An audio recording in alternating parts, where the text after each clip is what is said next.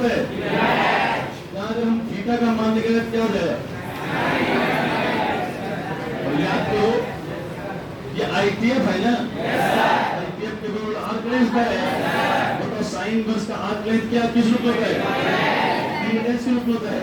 इसी ढंग से बताओ cos थीटा बराबर क्या होता है? इसके बराबर थीटा बराबर क्या होगा? cos इनवर्स b बटे बताओ tan इनवर्स का आर्क लेंथ किस रूप में होगा? b के रूप में। अच्छा cot इनवर्स का आर्क लेंथ b/p के रूप में।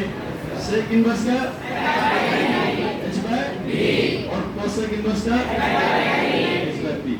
याद रखना आर्क लेंथ हमेशा p और h के फॉर्म में होता है। तो वो साइन इनवर्स का आर्क लेंथ किस रूप में?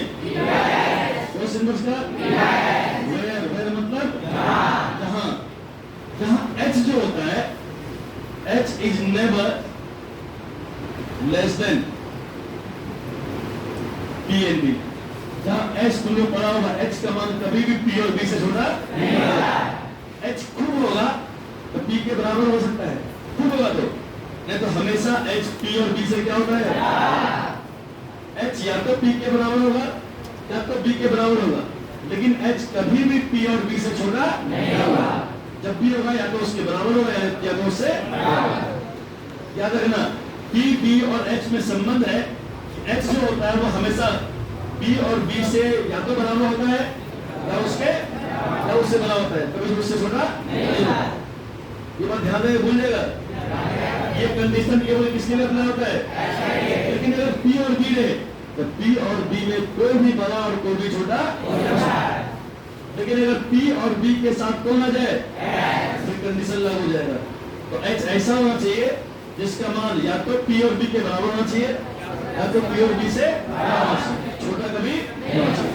अब जैसे एग्जांपल देखो, जैसे एग्जांपल बताओ मेरे पास साइन इनवर्स 12/13 है, बताओ यहाँ P कितना है? H कितना है? क्या ये सही है गलत है? तो इस जगह P 12 है और H कितना है? 13 है। अच्छा B निकलना होगा, B का फॉर्मूला क्या होगा? फॉर्मूला तो इसका मान कितना आ जाएगा? अब वो करो H क्या P और B से छोटा है? H P और B छोटा है, इसका मतलब ये स्टेटमेंट ट्रू है, अर्थात इसका मान डिफाइंड है। इसका मान क्या होगा? यही पे अगर cos इनवर्स 5/8 है तो बताओ B कितना है? बोलो H कितना है? तो क्या यहाँ H P से छोटा है? बोलो इसका मतलब इसका मान भी क्या है?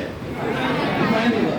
मतलब हमेशा ध्यान रखना कि H कभी भी P और B से छोटा नहीं होना चाहिए। अगर सोचा tan इनवर्स 4/3 है तो बोले यहाँ P कितना है? बोलो B कितना है? H कितना है? बोलो B² + B² कौन है? कितना है? बोलो हमको यहाँ P और B है, क्या यहाँ H है? H है? तो H नहीं है, कोई टेंशन ही नहीं लेना है। और P और B में कोई भी छोटा और कोई बड़ा हो सकता है। कंडीशन तब अप्लाई करना है जब H लगा रहे। अब इसको देखो, यहाँ डाल दिया cos इनवर्स 13/12। अब बताओ B कितना है? H कितना है? क्या ये पॉसिबल है? क्या ये पॉसिबल है? इसका मान फिर हम लोग का डिफाइन नहीं होगा, इसका वैल्यू जो होगा नॉट डिफाइन हो जाएगा। क्यों भाई? क्योंकि हम जानते हैं कि H कभी भी P और B से छोटा और यहाँ देखो H P और B से क्या हो गया? छोटा हो गया, जो कभी संभव ही नहीं। तो हर एक दृष्टिकोण से ध्यान रखना इस बात का कि H किसी भी कंडीशन में P और B से छोटा, जब छोटा हो जाए समझो उसका मान ही डिफाइन नहीं होगा, उसका मान ही डिफाइन। ये बात तुम 10th में पढ़ा हुआ है। और इसे तुम याद करो, cos इनवर्स अगर हम इस पूरे खंडांक को x मान लें, पूरा खंडांक क्या मान लें? मान ले चल रहे हैं दोनों कैसे लागू हुई है? देखो इस पूरा खानदान को हम लोग क्या मान लें? हो जाएगा cos इनवर्स x। और cos इनवर्स x तब डिफाइन होता है जब x का मान -1 से 1 तक होता है। -1 से 1 इसको भाग के देख लो, भाग के देख लो। 12 से 13 को भाग करेगा और 12 कम 12 उतना 1.0 सही है। फिर तो 0 का 12 कितना बोलो तो 1.08 आ गया। क्या 1.08 माइनस 1 से 1 तक में आएगा? माइनस 1 से लेकर 1 तक में 1.08 आएगा? इसलिए कभी संभव ही नहीं है। मैं बताया जाए कि कोस इनवर्स डिफाइन तब होता है जब x का मान कहां से दो,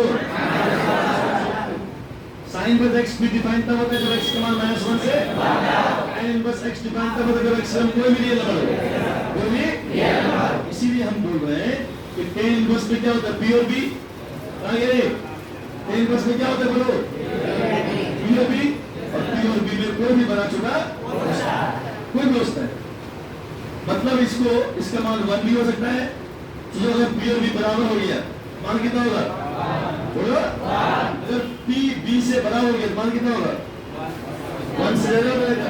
और नीचे बड़ा अगर ऊपर 1 से बड़ा हो गया तो मान 1 से, इसका मान 1 भी हो सकता है, 1 से बड़ा भी हो सकता है, 1 से मतलब सब हो सकता है। इसलिए इसका मान कोई भी रियल नंबर हो सकता है।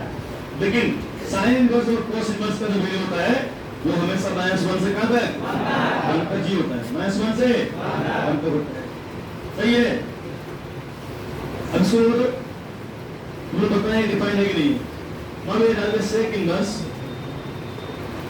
5/12 बता क्या डिफाइंड है? बोलो क्यों डिफाइंड है?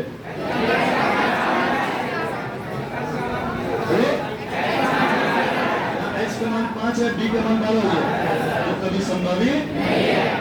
इसलिए इसका मान डिफाइन नहीं होगा। याद में पिछले क्लास में फॉर्मूला पढ़े थे। अब बताओ साइन इनवर्स 4/5 बताओ क्या ये 4/5 डिफाइंड है? साइन इनवर्स का मान p कितना है? h कितना है? तो h यहाँ p से बड़ा है ना, इसका मतलब इसका मान डिफाइंड होगा। जब मान डिफाइंड होगा फॉर्मूला भी लागू होगा। इसको मन क्या मान लें? फॉर्मूला पढ़ो क्या होगा? sin इक्वल x बराबर x। अच्छा इसको तो यहाँ अगर